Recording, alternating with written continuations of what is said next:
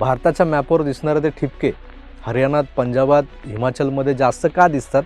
तर सरकार आणि अदानीचा डाव आहे. सेटलमेंट आहे. मोदी आणि अदानींची सेटलमेंट आहे. म्हणूनच हे ठिपके सगळीकडे अदानींचे जे वाढलेत ना, त्याला कारणीभूत केंद्रातलं सरकार आहे. राजसाहेब चुकीचं नाही बोलत, काहीच चुकीचं बोलले नाही. अगदी त्यातला एक शब्दही खोटा नाही आहे.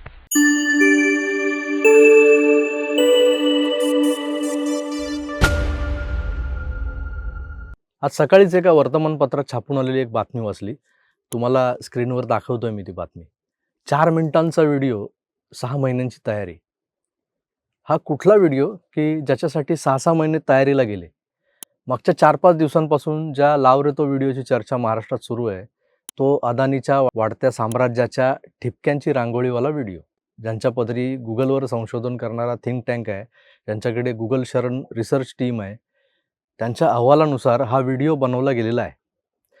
त्यात चुकीचं काहीच नाही. ही वस्तुस्थिती आहे की अदानी नावाचा एक गुजराती व्यापारी एक-एक करत महाराष्ट्रच काय देशातल्या प्रमुख उद्योगधंद्यांवर कब्जा मिळवतो आणि हे केंद्रातल्या सरकारच्या मेहरबानीशिवाय शक्य नाही.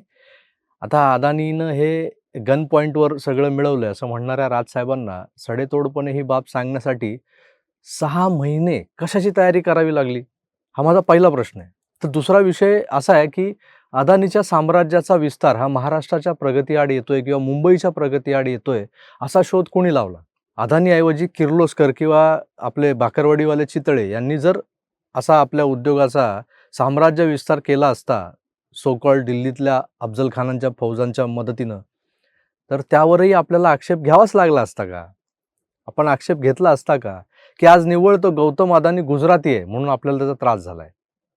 अदानीनं 2014 पासून देशभर आपल्या एम्पायरचं जाळं विस्तारलंय हे सांगणारा एक छटाकभरचा व्हिडिओ तयार करायला यांना 6 महिने संशोधन करावं लागतंय. यात मला आश्चर्य वाटलं नाही, कारण भाजपा 24/7 इलेक्शन मोडवर असलेला पक्ष आहे असं म्हणतात. तो दुपारी 3 नंतर कामाला लागत नाही. त्यामुळे कदाचित असेल. धन्य ती रिसर्च टीम आणि धन्य तो व्हिडिओ. अर्थात राजसाहेब हे माझे आवडते नेते आहेत. त्यांना स्टोरी टेलिंगचं कसब अवगत आहे. त्यांचं भाषण रटाळ न वाटता ते समोरच्याशी संवाद साधत आहेत असं वाटतं. ते एक स्टोरी सांगतायत समोरच्या माणसाला की "बाबा रे, सांभाळ स्वतःला, लुटला जातोयस." आणि समोरचा लगेच असा जागा होतो खडबडून आणि खिसे पाकीट चाचपडून बघतो. असो, म्हणूनच मला राजसाहेब आवडतात. कारण थेट काय म्हणतात त्याला, खटक्यावर बोट आणि टांगा पलटी असा सगळा विषय असतो त्यांचा. अदानी हा खरंच गंभीर विषय हो. आता हे विनोद बुद्धी वगैरे सगळं बाजूला ठेवा, उपहास बाजूला ठेवा. तुम्ही जरा या निवडणुका झाल्या की Googleवर जा आणि चेक करा. ज्या दुर्गम भागात अदानी पोहोचलाय, म्हणजे त्या मॅपनुसार ज्या ठिपके दिसले तुम्हाला, तिथे नेमकं काय झालंय? काय होतं परिस्थिती? ज्यांच्या हातात बंदुका होत्या, कारण त्यांच्या उपजीविकेसाठी दुसरं काही साधनच नव्हतं. त्यांना सीमेपलीकडून भडकावलं जायचं, 4 पैसे दिले जायचे. त्यातही नकली 500च्या नोटा हातात देऊन त्यांना भारताच्या सार्वभौमत्वाला आव्हान द्यायला उभं केलं जात होतं. तिथं अदानीचे प्रोजेक्ट पोहोचले, रस्ते बनवले गेले, रोजगार निर्माण झाले आणि हे दगडविटा बंदूकधारी जे आहेत ना, आंदोलनजीवी हा शब्द मी फार सौम्य वापरला. हे दहशतवादीच थोडक्यात. ते सगळे नोकरी धंद्याला लागले. अजून तिथं बरंच काही व्हायचं बाकी आहे. ही तर सुरुवात आहे.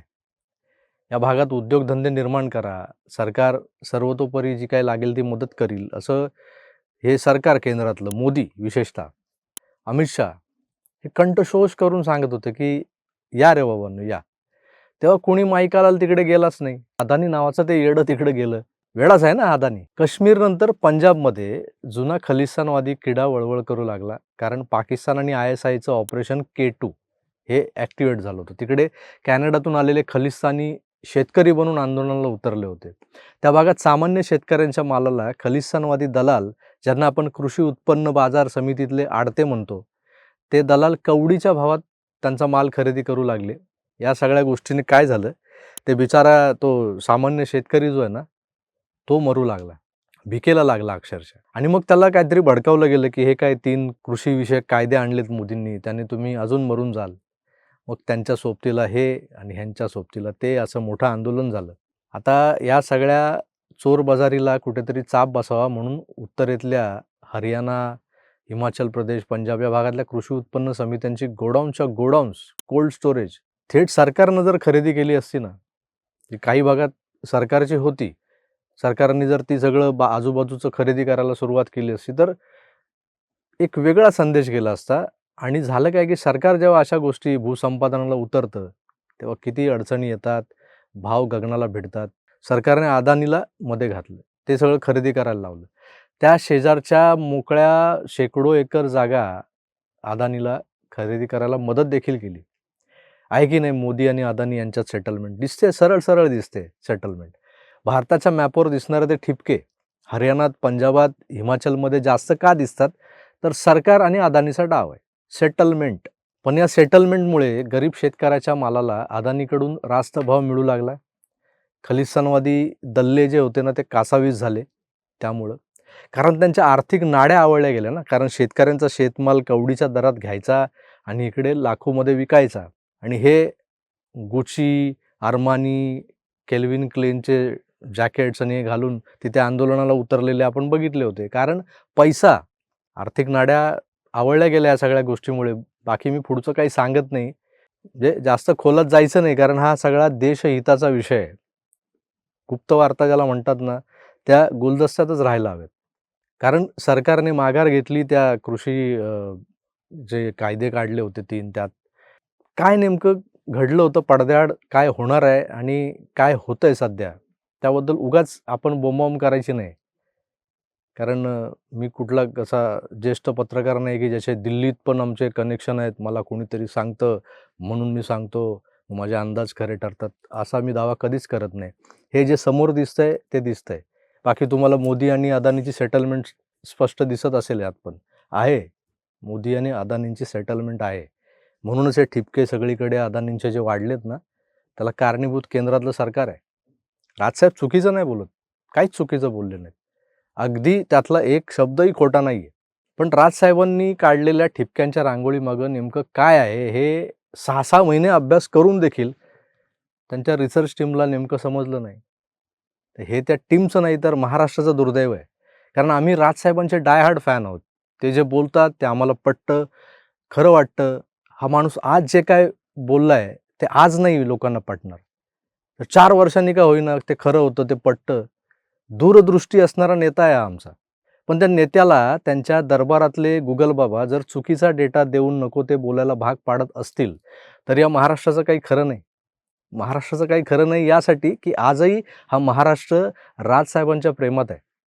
महाबळेश्वरच्या अधिवेशनात खुद्द बाळासाहेबांनी उद्धवला पुढे करून ज्याच्यावर अन्याय केला, त्या राज ठाकरेंबद्दल आजही आमच्या मनात सहानुभूती आहे. आम्हाला त्यांना शिवसेना प्रमुख म्हणून बघायचं होतं. आणि त्यात झालंय काय, ते आजकाल आपल्या भाषणात जेव्हा मंचावर उपस्थित शिवसेनेचे पक्षप्रमुख उद्धव ठाकरे असं म्हणतात ना, तेव्हा त्यांनी छातीवर केवढा मोठा दगड ठेवला आहे, त्याचं वजन स्क्रीनच्या पलीकडे बसलेल्या आणि ते भाषण लाईव्ह ऐकणाऱ्या मराठी माणसाला, महाराष्ट्र सैनिकाला जाणवत असतं. असो, निवडणुका आहेत, त्यात या निवडणुकीत हरले तर सगळंच संपलं अशी स्थिती आहे काही पक्षांची. तेव्हा आपल्या अस्तित्वासाठी रात्र वैऱ्याची आहे म्हणत मुंबई वाचवण्याचं ढोंग करणाऱ्यांना आपण आता आणखीन काय सांगायचं नाही का नवीन? ज्या मराठी माणसाला हे उमजलंय, तो मराठी माणूस योग्य तो निर्णय घेईल.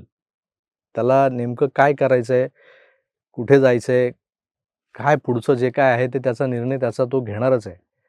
तुम्हाला काय वाटतं? कमेंट्स करून मला जरूर कळवा. मी तुर्तास इथेच थांबतो. पुन्हा भेटूच, तोवर आपली काळजी घ्या आणि पाहत राहा आपलं आवडतं यूट्यूब चॅनल आकार DG9. धन्यवाद. नमस्कार.